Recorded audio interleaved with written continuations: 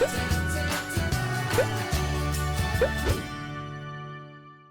안녕하세요 여러분. 안녕하세요. 안녕하세요. 오늘 고수의 장바구니 17회차 흑도님을 모시고 다시 한번 멋진 시간, 즐거운 시간, 유익한 시간 될 수 있도록 하겠습니다. 사무장이 없어 신난 게 아니고. 그거 절대 아닙니다. 절대 아니고. 사무장님 사랑해요. 사랑해요. 사랑해요. 자, 오늘은 흑도님을 모시고 고수의 장바구니 한번 해보려고 합니다.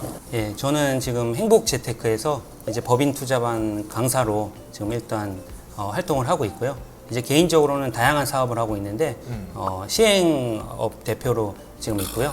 그다음에 이제 경비업도 하고 있고요. 부동산 중개업을 하고 있는데 잠깐만요. 혹시 백종원처럼 예. 백흑도 아니야? 몸이 몇 개예요? 그거 어떻게 그걸 다 해요? 근데 안타깝게도 가능해요? 아직은 중개 실적은 빵인데 예, 앞으로 이제 큰 꿈을 품고 지금 준비를 하고 있습니다. 네. 투자 이력을 제가 간단히 받아봤는데 지금까지 투자한 개수가 거의 50개 넘게. 뭐 정확히 세보진 않았는데 50개는 무조건 넘습니다. 아파트에다가 상가, 다가구, 재건축, 재개발, 분양권도 무려 10개 정도. 네, 분양권도 제가 투자를 많이 했고요. 그래서 아까 솔직히 세전 수익은 얼마나 돼요? 세전. 세전으로 뭐 솔직히 뭐 계산을 해보진 않았지만 그래도 뭐 100원 이상은 되지 않을까. 예. 야, 작년 6월에 퇴사하고 지금 2년 가까이 됐는데 네. 어떠세요? 퇴사 후의 삶. 그냥 개인적으로는 지금이 이제 모든 게 지나왔기 때문에 드리는 말씀이지만 그냥 젊었을 때 오히려 퇴사하는 게 조금 더 낫지 않았을까라는 생각은 지금은 해요. 왜? 오히려 왜? 시간이 지났으니까. 왜? 예전에 계속 회사를 다니면서 이제 몸은 회사에 매여 있지만 생각은 저 다른 세계에 있단 말이에요. 그래서 회사에 있지만 자꾸 뭐 부동산 물건 생각하고 이러다 보니까 회사 생활도 집중이 안 되고 그 회사에 있는 시간 자체가 굉장히 좀 지옥은 아니지만 굉장히 좀 개인적으로 힘들었었습니다. 그래서 저만의 확신을 찾기 위해서 계속 이제 퇴사를 뭐 연기를 하긴 했지만 조금 더 공격적으로 했어도 뭐 지금보다 좀 더 나은 삶을 더 금방 찾지 않았을까 뭐 그런 생각을 하고 있습니다. 언제 어떤 포인트에서 내 삶에 도전을 한번 해보는 게 좋을 것 같다. 되게 좋은 현실적인 조언 네. 한번. 현실적으로는 절대 퇴사를 하면 안 됩니다. 뭐야? 퇴사해서 겁나 좋다며. 전 개인적으로 좋고 제가 추구하는 바가 있어서 그런 건데요. 이제 모두가 이제 같은 퍼포먼스를 내기는 그냥 현실적으로 냉정히 말씀드렸을 때는 좀 쉽지는 않을 수 있거든요. 그래서 내가 뭐 사업을 한다든지 회사를 다니면서 직장인 생활을 한다든지 이럴 때 본업은 기본적으로 충분히 세팅을 해놓고 그 다음에 내 자산이나 현금 흐름이 내가 더 이상 일을 하지 않아도 전혀 내 정신적인 스트레스를 받지 않는 그런 시점이 왔을 때 고민을 하시면 됩니다. 근데 제가 생각할 때 그 개인적으로는 그 시점은 인위적으로 막 하는 게 아니에요. 자연스럽게 결정이 됩니다. 흑도님 오늘 준비하신 내용이 어떤 내용이시죠? 우리가 이제 LH에서 부동산을 또 매입하는 방법이 있습니다. 토지 분양도 하고 뭐 분양권 같은 것도 하고 뭐 다양한 상품을 다 취급하고 있거든요. 아, 그래요? 네네네. LH 청약센터라고 그 홈페이지 그 사이트를 참조해서 우리가 물건 검색도 하고 입찰도 경공매처럼 해볼 수 있고 그런 사이트가 있어서. 아니 근데 최근에 그 LH 뭐 토지 투자해가지고 뭐 사회적 이슈 되게 컸었잖아요. 그렇게 위험한 거 아니에요? 이슈는 그런 사회적 이슈와 별개로 우린 또 투자가니까 토지를 LH 청약센터에서 이제 우리가 입찰을 하거나 뭐 다양한 방법으로 매입을 해서 이제 토지를 가지고 있다가 매도하는 방법도 있지만 이제 그거를 이제 신축을 해서 부가가치를 높여서 매도해서 시세 차익을 노리는 그런 경우도 있습니다. 그러면 그 아까 신축하려다가 10억 대기 했다는 사례를 잠깐 들었는데 그 잠깐만 한번 소개해 줄 수 있어요? 여기에 보면 이 주안역 앞에 이 상업지역입니다. 그래서 그거를 이제 17억 3천 그러니까 평당 이게 107평인가 그렇거든요. 107평. 그러니까 한 1,700만 원 좀 언저리로 샀는데 이제 여기 주안역 앞에 이 메인 도로에 있는 거예요. 역 근처에 있는 거. 그래서 거기 있는 걸 딱 그 매입을 해서 저는 이제 이거를 오피스텔을 올리려고 했었죠. 17억짜리 14층짜리 오피스텔을. 건물 4층짜리를 네. 17억에 사서 네. 요거를 14층짜리 오피스텔 지어서 네. 매각을 하려고 네. 했다. 네. 그럼 17억짜리 대출은 얼마나 나와? 처음에 14억 3천 정도 받아서 매입을 17억 3천에 해서 대출을 14억 3천에 받아서 3억 정도 투자를 했는데 투자를 했다가 이제 6개월 지나서 또 다른 곳에 대환 대출을 해서 대출을 총 18억 4천을 받았습니다. 자, 17억 3천짜리를 받아서 사서 14억 3천을 대출을 받고 네.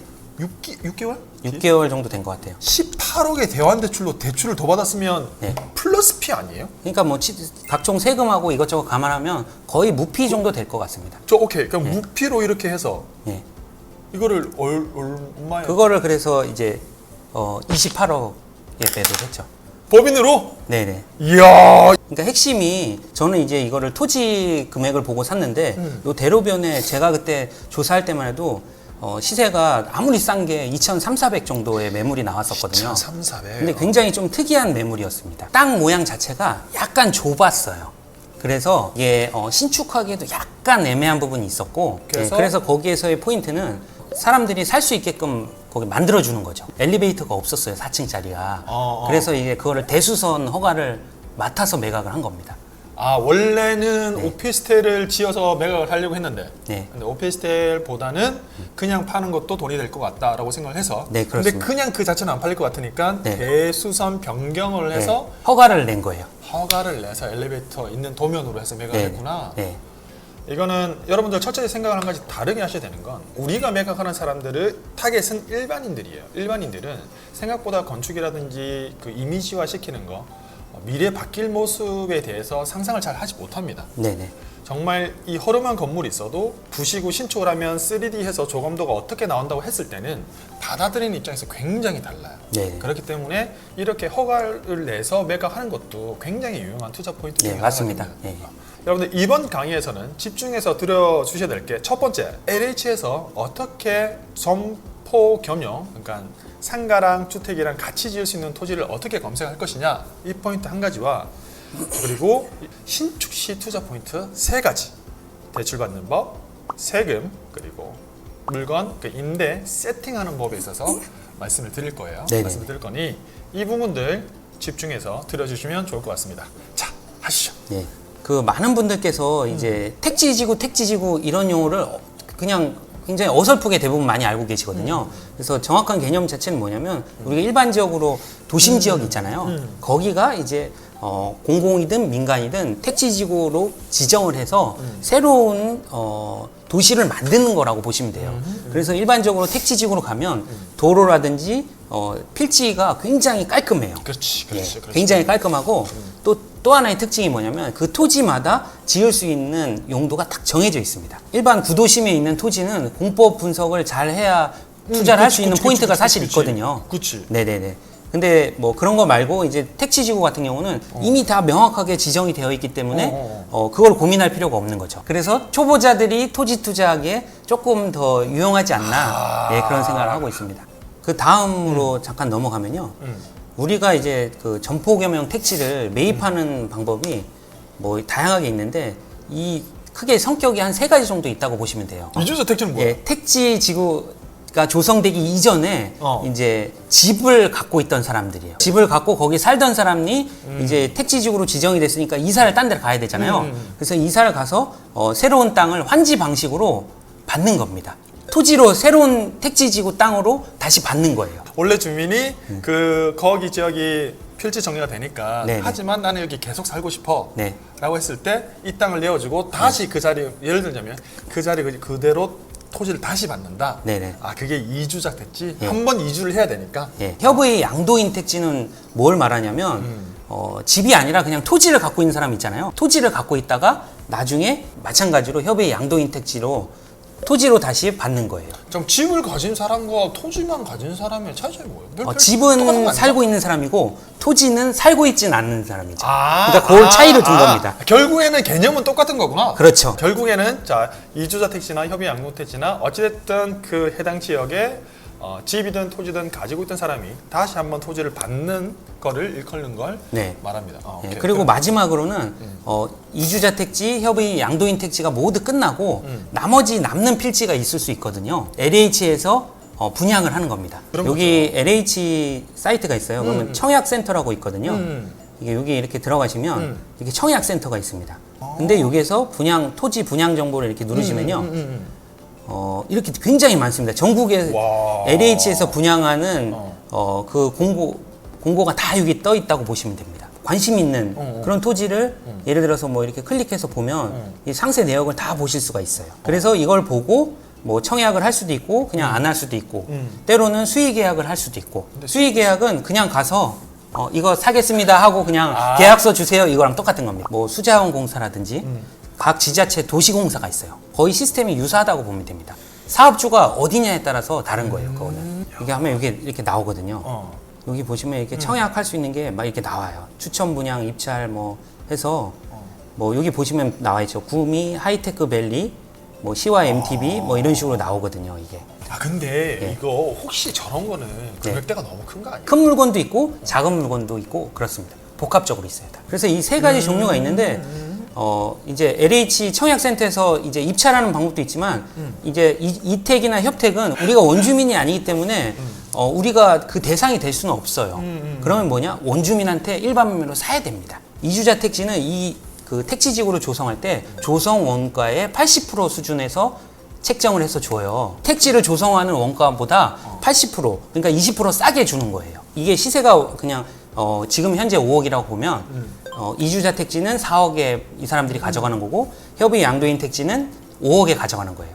그러니까 이주자 택지랑 협의 양도인 택지랑 그런 원가가 다른 거고요. 근데 협의 양도택지 LH에서 다시 줄 때 할인을 하지 않고 5억 그대로 준다는 거예요? 네네. 원가가 다르기 때문에 우리한테 중요한 포인트는 뭐냐면요. 매도인이 같은 이제 시세가 올라가서 6억, 7억이 됐다고 가정을 해볼게요. 그러면 이제 이주자 택지를 갖고 있는 원주민은 원가가 낮기 때문에 프리미엄이 높은 거예요. 같은 7억이라도 이택하고 협택하고 프리미엄 차이가 다르기 때문에 부동산에 가면 이택은 사실 다운이 불법이잖아요. 불법인데 다운을 많이 요구하는 게 솔직히 사실입니다. 그래서 그거를 조심을 해야 돼요. 다운 거래는 불법이거든요. 예. 그래서 그 구조를 우리가 이해를 하고 있어야 이제 일반 매매로 우리가 점포금형 택지를 이제 찾을 때 왜 저기는 다운을 요구할까? 이런 메커니즘을 이해를 해야 된다는 거죠.